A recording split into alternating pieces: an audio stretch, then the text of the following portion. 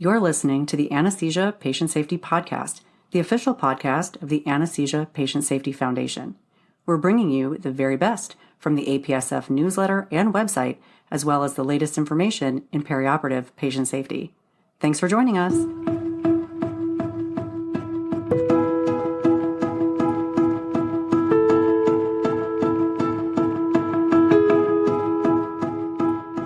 Hello, and welcome back to the Anesthesia Patient Safety Podcast. My name is Alli Bechtel, and I'm your host. Thank you for joining us for another show. Today, we are going to hear from a member of the APSF Committee on Technology, Dr. Bob Thiele, and discuss the intersection between anesthesia patient safety and technology. Before we dive into today's episode, we'd like to recognize Medtronic, a major corporate supporter of APSF. Medtronic has generously provided unrestricted support as well as research and educational grants to further our vision that no one shall be harmed by anesthesia care. Thank you, Medtronic. We wouldn't be able to do all that we do without you. To kick off the show, I reached out to Dr. Thiele to ask him a couple of questions about anesthesia patient safety and technology, and I'm going to let him introduce himself. Hi, my name is Bob Thiele, and I'm an associate professor of anesthesiology at the University of Virginia. I run a translational research lab focused on the development of technology in anesthesia and critical care, and I am a member of the APSF Committee on Technology. I asked Dr. Thiele to share his thoughts about the relationship between anesthesia patient safety and technology. Let's take a listen to what he had to say. This relationship was best described by the Institute of Medicine, which published its book, To Err is Human, Building a Safer Health System in the year 2000. The IOM stated, anesthesiology is an example of a local but complex, high-risk, dynamic patient care system in which there has been notably reduced error.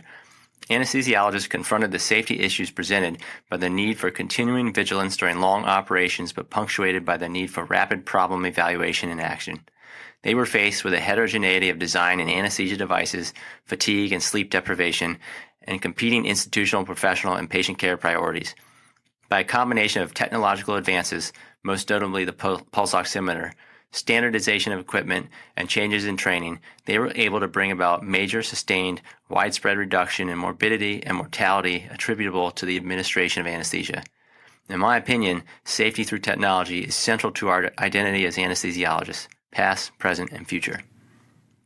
Thank you, Dr. Thiele, for your insights. And don't worry, we will be hearing more from him later on in the show. Now let's look a little closer at the relationship between advanced medical technology and safe anesthesia patient care.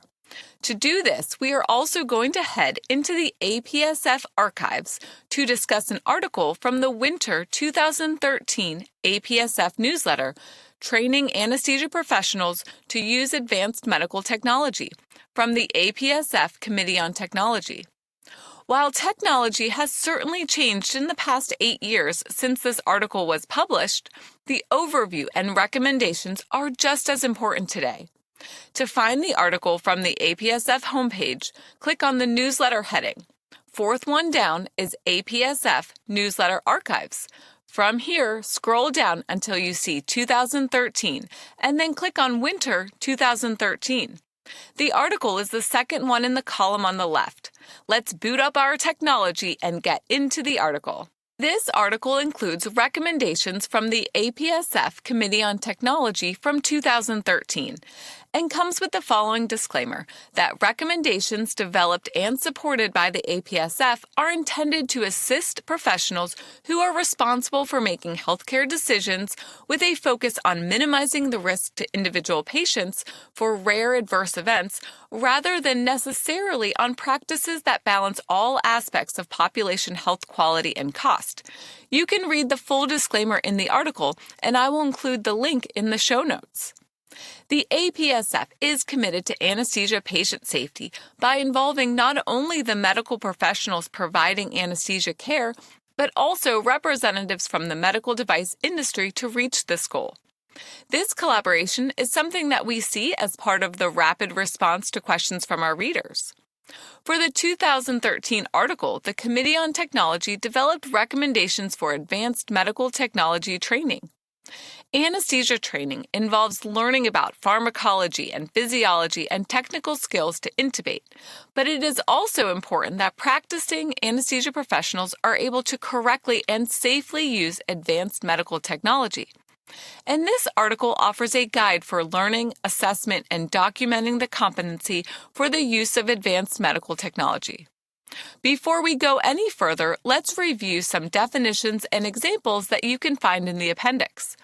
First, advanced medical technology includes medical devices and software systems that are complex, provide critical patient data, or that directly implement pharmacologic or life support processes whereby inadvertent misuse or use error could present a known probability of patient harm. Did you use anything that fits into this category today?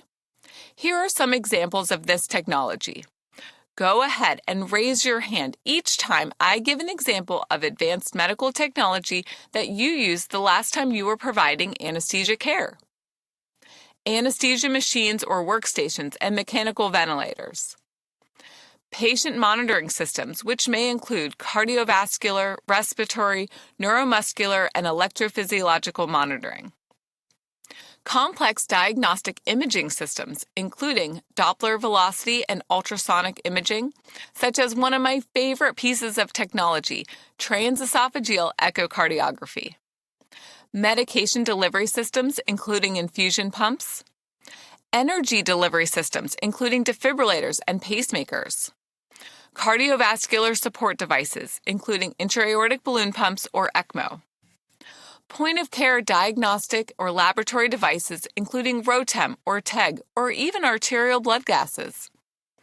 Anesthesia and other healthcare documentation or informatics systems if they include medication ordering, clinical decision support, or diagnostic components on which an acute life-threatening diagnosis or therapy will be based.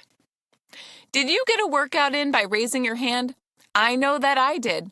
Some days, we may use all of these advanced medical technologies to care for patients. The APSF Committee on Technology states that even though anesthesia professionals have not been required to demonstrate competency for anesthesia technology to care for patients in the past, this is an important part of safe patient care. Just like other medical professionals are required to demonstrate competency for the use of medical technology, such as the use of lasers, fluoroscopy, and point-of-care laboratory devices. Let's take a look at the obstacles to training on advanced medical technologies.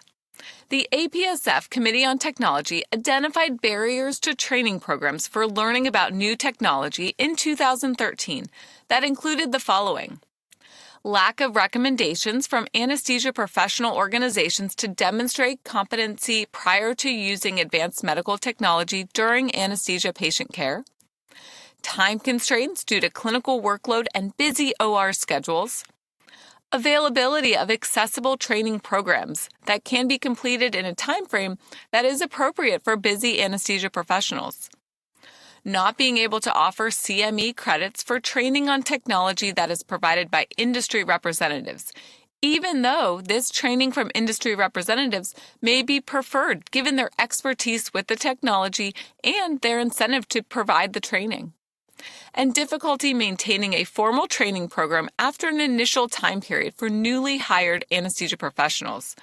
The industry representatives are often on site and available for training immediately after implementing a new device, such as a new anesthesia machine or new transesophageal echocardiography machine. But if faculty are hired without this training the following year, they may not have access to any formal training on this technology. Advanced medical technology is a major part of anesthesia care for patients. The APSF advocates for healthcare organizations to develop appropriate policies and procedures for technology training and maintaining competency for using this technology safely. Now let's get into the considerations that were developed in 2013 by the APSF Committee on Technology to help guide training on advanced medical technology for anesthesia professionals, anesthesia technicians, healthcare organizations, and technology manufacturers. This kind of training often involves collaboration from relevant stakeholders, including anesthesia professionals providing clinical care, anesthesia departments, the medical device industry, healthcare institutions, and other patient safety organizations. First up, we have the considerations for anesthesia professionals and advanced medical technology competency, which may include the following: knowledge about the setup, function, operation, and information necessary to provide safe and effective patient care when using the device, consistent, safe, and effective use of the device, consistent use of the device's safety features with the ability to take action to avoid known potential for patient harm, identification of non-functioning devices with the ability to troubleshoot and respond appropriately to maintain the highest level of patient safety. And finally, demonstrate competency assessed by various mechanisms. For example, written or oral examination, demonstration of safe use to an observer, or the use of the device in simulations. Next, we have the considerations for healthcare institutions, which may include the following. First, a requirement for appropriate advanced medical technology training and demonstrated competence before an anesthesia professional is permitted to use a new or existing device to care for patients, unless a patient with demonstrated competence is present throughout the procedure. Providing formal advanced medical technology training programs for every anesthesia professional, including ensuring that newly hired anesthesia professionals receive the training before starting in the OR or clinical care environment. Documentation of an individual's participation in technology training, education, and assessment. Evaluation of the advanced medical technology training program to ensure that it is meeting its goals.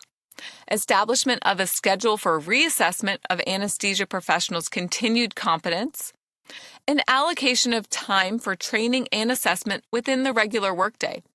This may be a significant challenge, but it is vital.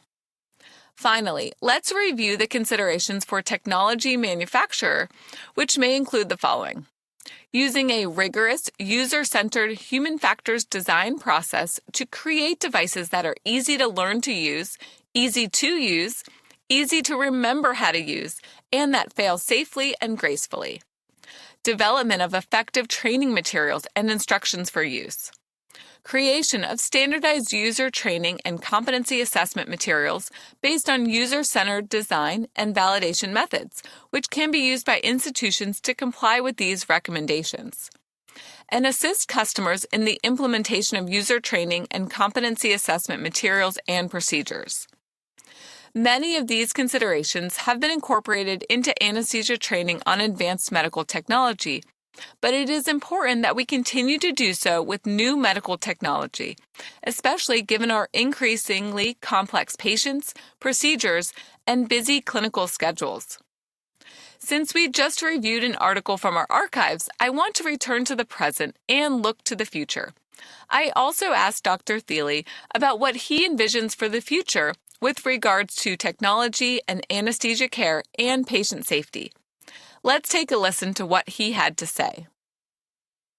First, we will continue to push the envelope on development of non-invasive and advanced hemodynamic monitoring technology. Good examples of this right now are fluid responsiveness, non-invasive continuous blood pressure monitors, and NIRS-based real-time measurement of cerebral autoregulation. Second, decision support and automation are coming. Closed-loop anesthesia administration, glucose control, and hemodynamic monitoring. For examples of this, look at Maxime Cannison's work at UC Irvine and now UCLA. Third, data science. We're still years away from being prime time, but this is the future. Work being done at Michigan through MPOG and the Cleveland Clinic with Dan Sessler's group is paradigm shifting. Thank you, Dr. Thiele, for your insights. Given the outlook for the development of newer advanced medical technology, it will be vital to reflect on the considerations for anesthesia professionals, healthcare organizations, and technology manufacturers to maintain appropriate education, training, and competencies in order to use the technology safely and effectively, all the while providing safe anesthesia care. That's all the time we have for today. If you have any questions or comments from today's show, please email us at podcast@apsf.org. Visit apsf.org for detailed information and check out the show notes for links to all the topics we discussed today. You can find us on Twitter, Instagram, Facebook, and LinkedIn. See the show notes for more details, and we can't wait for you to tag us in a patient safety-related tweet, or like our next post on Instagram, or like us on Facebook, or connect with us on LinkedIn. Follow along with us for the latest news and updates in perioperative and anesthesia patient safety. Until next time, stay vigilant so that no one shall be harmed by anesthesia care.